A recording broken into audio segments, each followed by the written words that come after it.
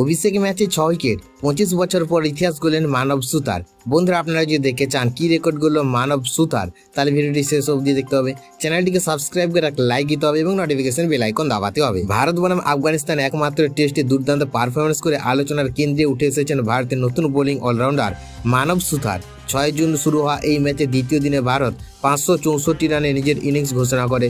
এরপর বল হাতে মাঠে নেমে ইতিহাস গড়েন মানব। টেস্ট অভিষেক ম্যাচে নিজের প্রথম ওভারে উইকেট তুলে সবাইকে চমক দেন তিনি।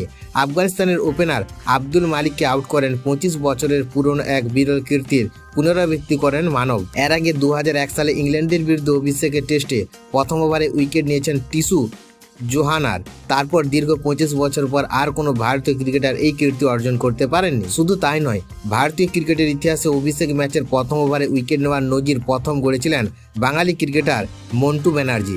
এরপর সেই বিশেষ তালিকায় নিজের নাম তুলে ফেললেন মানব সুতার। ব্যাট হাতে অবদান রেখেছেন এই তরুণ ক্রিকেটার। ভারতের প্রথম ইনিংসে 41 বলে 28 রান করেন তিনি। তার ইনিংসে ছিল 4টি চার এবং 2টি ছক্কা, আর বল হাতে ছিল আরও বিধ্বংসী 6টি উইকেট শিকার করেন মানব সুতার।